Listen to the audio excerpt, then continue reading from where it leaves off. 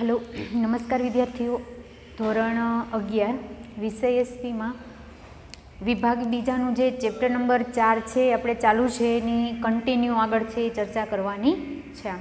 Chapter number 4 आपणे आवेदनपत्र छे ए आपेलुं हतुं, जेमां आपणे एनो अर्थ छे एना लक्षणों छे ए जोया। लास्ट लेक्चर में आपणे शुं जोयुं तो के एने केवा केवा टेबलो कई कंपनी ने लागू पड़े अने एनुं महत्व छे ए जोयुं।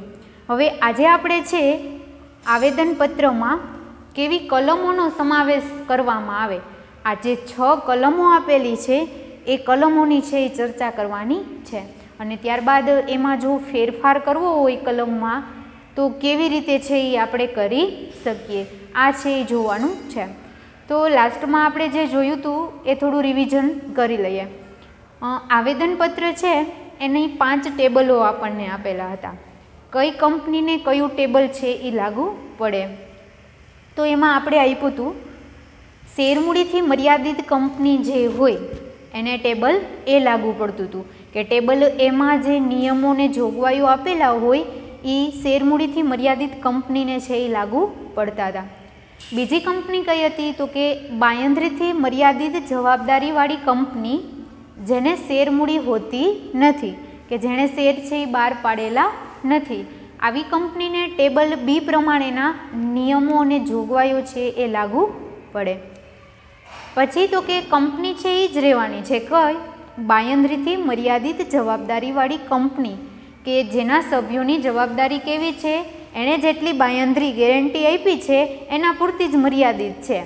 आवी कंपनी पण जेने शेरमूडी होय एटले के ज्यारे शेर बहार पाड़े त्यारे एने कयुं टेबल लागू पड़तुं हतुं तो के टेबल सी एने लागू पड़तुं हतुं, एमां जे नियमोनी जोगवाईओ आप्या होय ए एने लागू पड़े। एटले आम छे बे कंपनी थई बरोबर, शेरमूडीथी मर्यादित कंपनी, बांयधरीथी मर्यादित जवाबदारीवाળી कंपनी।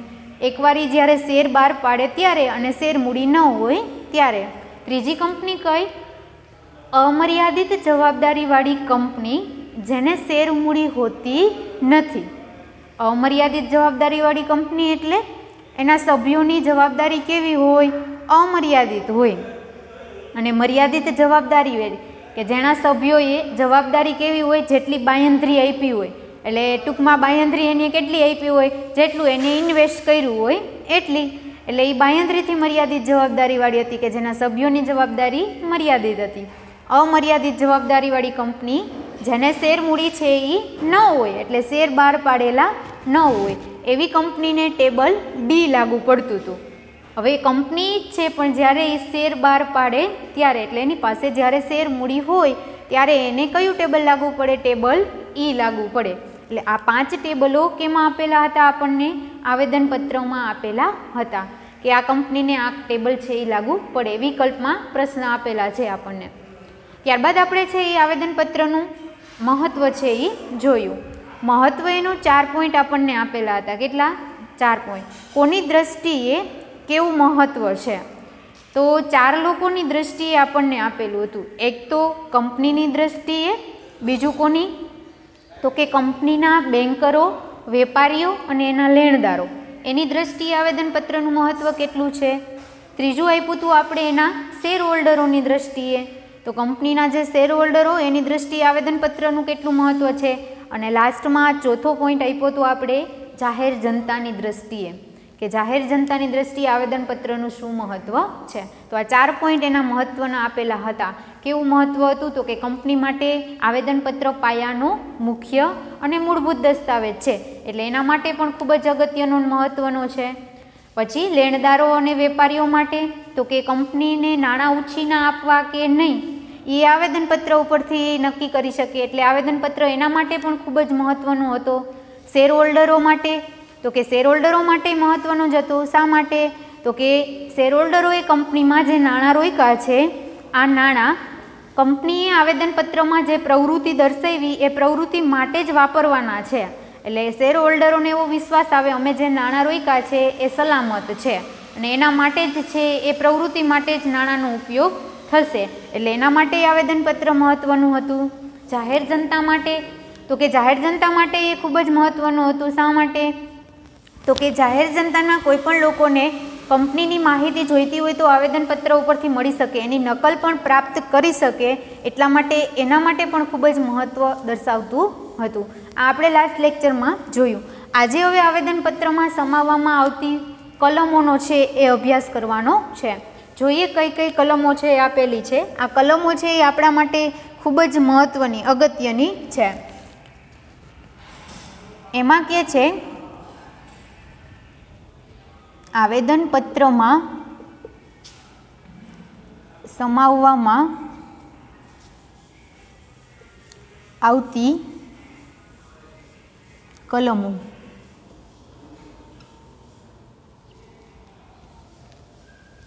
આમ તો આપણે 6 જ કલમો, મુખ્ય કલમો આપેલી છે, પણ 7મી કલમ છે એ જસ્ટ જાણકારી માટે આપણને આપી છે. એટલે મુખ્ય જે 6 કલમો છે એના નામ આપ્યા. પહેલું આપી છે નામની કલમ,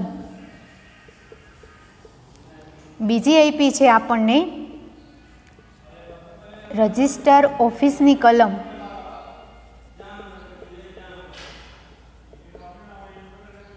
ત્રીજી કલમ આપી છે આપણે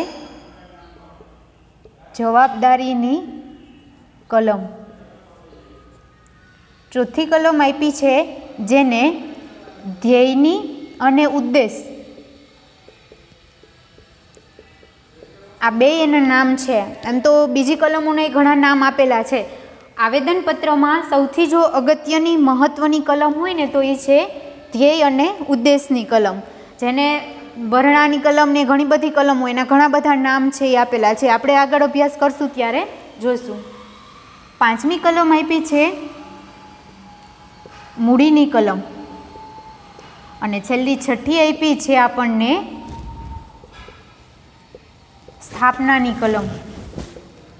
કંપનીની જે સ્થાપના થઈ હોય ત્યારે એ કયા કયા દસ્તાવેજોની જરૂર પડી હોય, પછી કયા કયા સ્થાપકો, સંચાલકો, સેક્રેટરીઓ, કોની સમાવેશ થયો હોય, કોની સહી હોય, એ બધી સ્થાપનાની કલમમાં છે એ સમાવેશ કરવામાં આવે. અને જે 7મું આપ્યું છે એ આપણે જાણકારી માટે આપી છે. 7 અને 8 બે કલમો કયા સંદર્ભમાં આપી છે તો કે માત્ર એકલ વ્યક્તિની કંપનીમાં છે એ આ કલમ લાગુ પડે. શું કે માત્ર એકલ વ્યક્તિની કંપનીમાં. કલમ નંબર 7 શેની છે તો કે બધા જ શેર લઈ લેવા માટે સંમતિ આપવાની.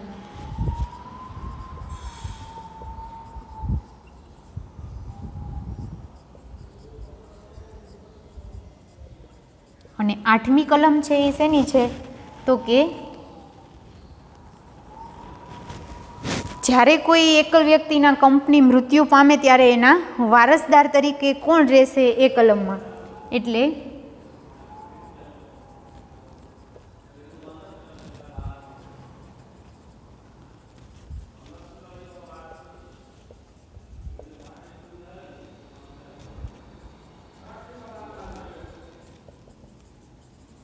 વારસદારની નિમણૂક.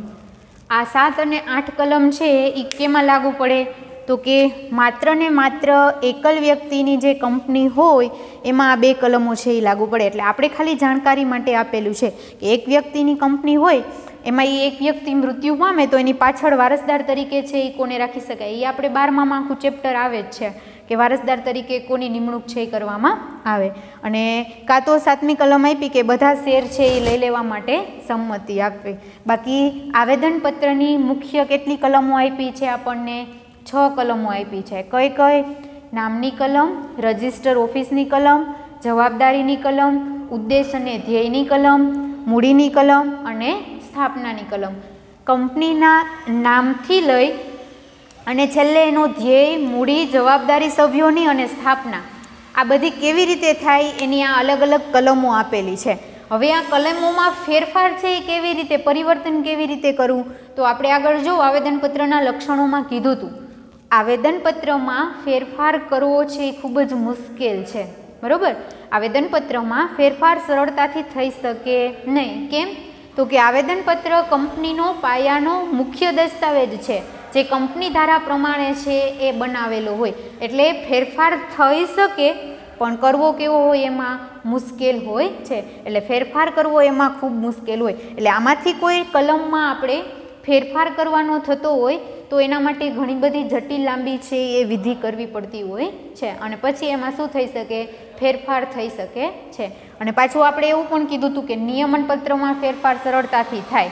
બરાબર, આવેદનપત્ર અને નિયમનપત્ર આ બે દસ્તાવેજો એવા અગત્યના કંપનીના છે કે બે આવેદનપત્ર, નિયમનપત્ર છે એ આવેદનપત્રનો પૂરક દસ્તાવેજ છે, એટલે આવેદનપત્ર પાયાનો દસ્તાવેજ ગણવામાં આવે, અને નિયમનપત્ર જ્યારે બનાવવામાં આવે ત્યારે આવેદનપત્રને ધ્યાનમાં રાખીને બનાવવામાં આવે, એટલે એ એકબીજાના શું છે, પૂરક દસ્તાવેજ છે.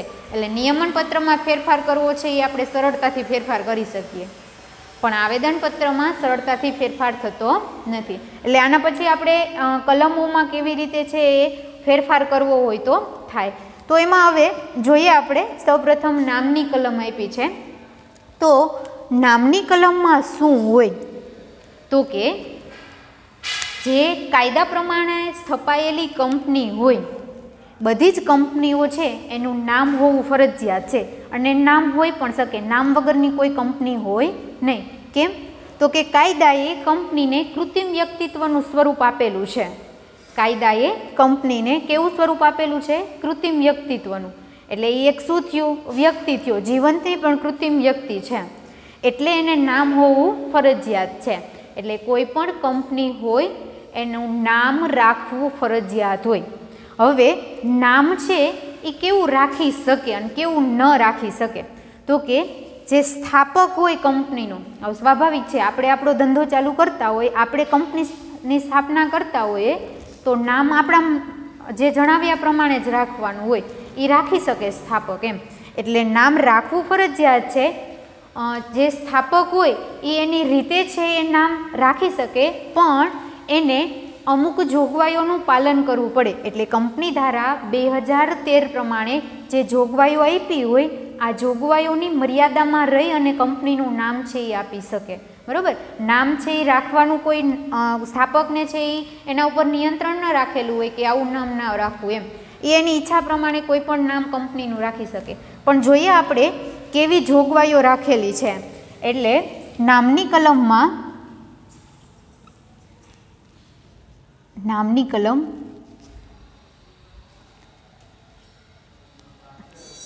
2013 કંપની ધારા પ્રમાણે સ્થાપક કંપનીનું નામ આપતા પહેલા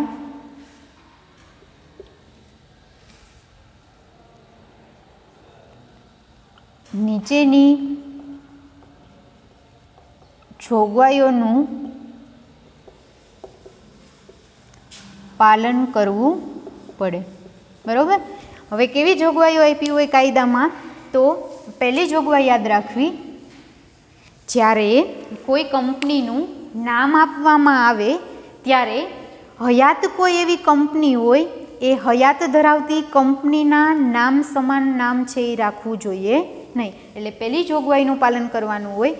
આપણે કોઈ કંપનીની સ્થાપના કરવી તો એનું નામ કોઈ બીજી કંપનીનું નામ અત્યારે ચાલુ હોય, હયાત ધરાવતી હોય કંપની, એવું નામ છે એ રાખવું નહીં, અથવા તો એનું સમાન પણ નામ છે એ રાખવામાં આવે નહીં. એટલે પહેલી જોગવાઈનું પાલન કરવું કે કંપનીનું નામ હયાત ધરાવતી કંપનીનું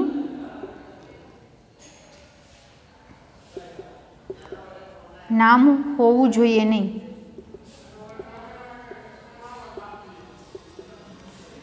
અથવા તેની સમાન પણ ના હોવું જોઈએ.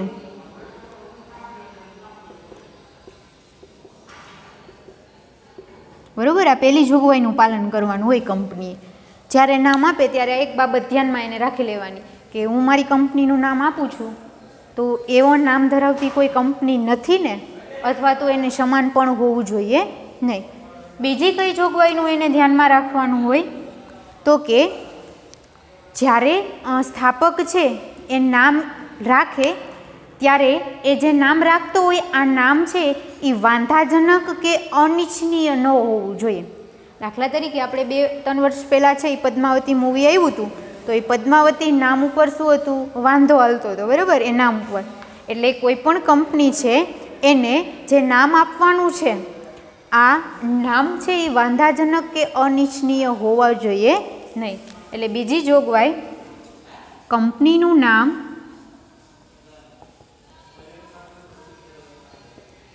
વાંધાજનક કે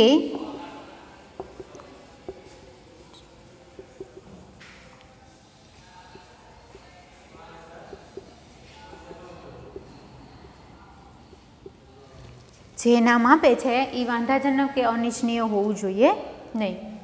પછી ત્રીજી બાબત એને કઈ ધ્યાનમાં રાખવાની, એટલે ત્રીજી જોગવાઈ તો કે નામ એવું પણ ન હોવું જોઈએ કે જેમાં રાજ્ય સરકાર, કેન્દ્ર સરકાર, રાષ્ટ્રપતિ, કઈ સ્થાનિક સંસ્થાઓનું નામ છે આવો કોઈ ભ્રમ ઊભો કરતા હોય. દાખલા તરીકે રાષ્ટ્રપતિ, રાષ્ટ્રપિતા, આવા બધા નામ છે એ હોવા જોઈએ નહીં. સ્વાભાવિક છે કોઈ કંપની આવા નામ રાખે નહીં, પણ જોગવાઈ આપી જ દીધી છે કે આવું નામ પણ કંપની રાખી શકે નહીં. એટલે ત્રીજી બાબત કે કંપનીનું નામ એવું પણ ન હોવું જોઈએ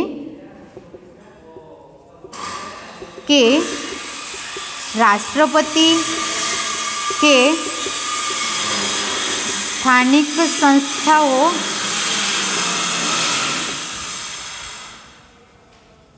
સાથે જોડાયેલું એવો ભ્રમ ઊભો કરે. આવું નામ પણ હોવું જોઈએ નહીં. કેવું? તો કે રાષ્ટ્રપતિ અને કોઈ સ્થાનિક સંસ્થા સાથે જોડાયેલું છે આવો ભ્રમ ઊભો કરતું હોય એવું નામ પણ આપવું જોઈએ નહીં. દાખલા તરીકે કેવું ન આપવું જોઈએ? તો કે રાષ્ટ્રપિતા, રાષ્ટ્રપતિ, સાંસદ કે વિધાનસભા, આવા એ કંઈ નામ છે એ રાખવા નહીં. એટલે આવું કોઈ રાખે નહીં, પણ જોગવાઈ આપી દીધેલી છે. એટલે આ ત્રીજી જોગવાઈ એને ધ્યાનમાં રાખવાની. ચોથી જોગવાઈ છે એ શું ધ્યાનમાં રાખવાની? તો કે જે ખાનગી કંપની અને જાહેર કંપનીઓ હોય, બરાબર, હવે યાદ રાખજો, જાહેર કંપની હોય એના નામની પાછળ લિમિટેડ શબ્દ લગાડવાનો અને ખાનગી કંપની હોય એના નામની પાછળ પ્રાઇવેટ લિમિટેડ શબ્દ છે એ લગાડવો જોઈએ. એટલે ચોથી જોગવાઈ, ખાનગી કંપનીના નામની પાછળ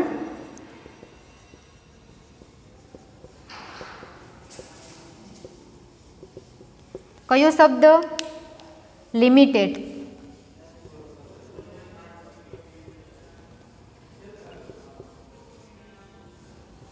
બરોબર. અને જાહેર કંપનીના નામની પાછળ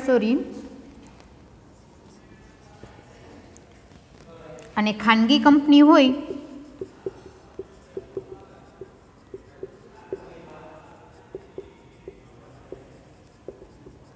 કયો શબ્દ? Private limited.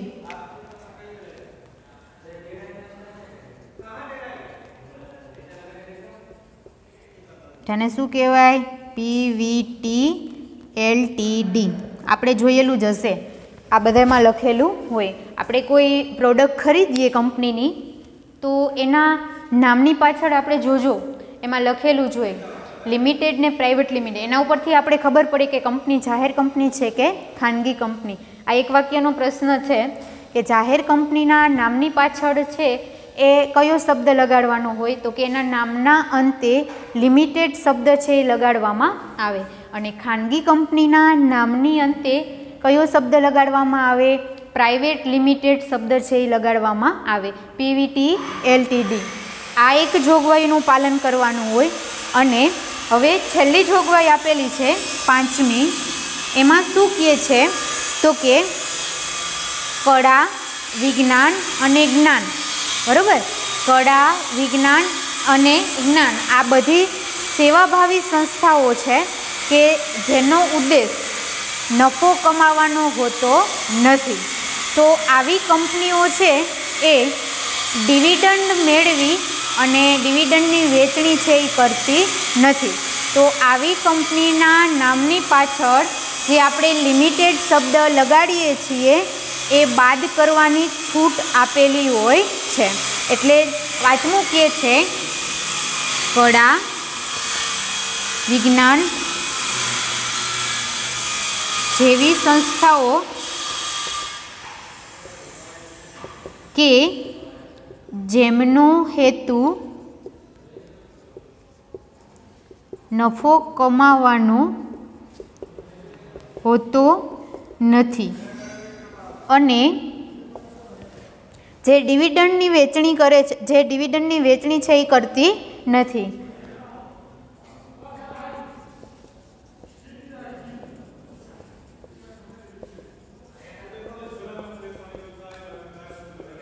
તો આવી કંપનીને એના નામની પાછળ જે લિમિટેડ કે પ્રાઇવેટ લિમિટેડ શબ્દ છે એ લગાડેલો છે એમાંથી એને શું આપવાની હોય?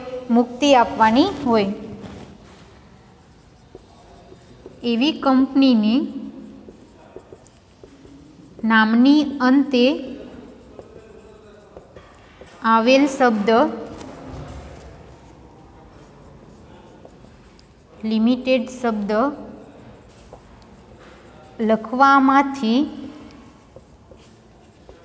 મુક્તિ આપેલ હોય. બરોબર. આ શું છે? પાંચમી જોગવાઈનું પાલન છે એ કરવામાં આવે. એટલે યાદ રાખજો, આવેદનપત્રની આ પહેલી કલમ કઈ? નામની કલમ. નામની કલમ છે એમાં કંપનીના સ્થાપક છે કંપનીનું નામ ઈચ્છે એવું રાખી શકે, પણ એને આ 5 જોગવાઈઓનું પાલન છે એ કરવું જોઈએ. કઈ કઈ જોગવાઈ? તો પહેલી જોગવાઈ આપેલી છે આપણને કે કોઈ કંપની છે અત્યારે હયાત હોય એવી કંપની અથવા તો એના સમાન છે એ નામ છે એ રાખવામાં આવતું નથી. બીજું કે કંપનીનું નામ વાંધાજનક અને અનિચ્છનીય પણ ન હોવું જોઈએ. શું કહે? વાંધાજનક અને અનિચ્છનીય. એટલે એવું નામ ન રાખવું જેના ઉપર વાંધો ચાલે, અનિચ્છનીય હોય. બરાબર. એટલે આવું નામ પણ હોવું જોઈએ નહીં. એટલે આ બીજી જોગવાઈ.